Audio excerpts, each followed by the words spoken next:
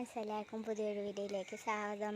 പിന്നെ ഞാൻ എൻ്റെ ഒരു കൊച്ചു കൂട്ടുകാരത്തിനെയാട്ടോ കാണിച്ചു തരുന്നത്. 2 ദിവസമായി വന്നിട്ട്, പക്ഷെ ഞാൻ വിചാരിച്ചു ഇന്ന് നിങ്ങൾക്കും കൂടി ഒന്ന് കാണിച്ചു തരാമെന്ന് കേട്ടോ. അപ്പോൾ അതിനു മുമ്പ് നിങ്ങൾക്ക് എൻ്റെ അമ്മയുടെ ചെടികളൊക്കെ ഒന്ന് കാണിച്ചു തരേ.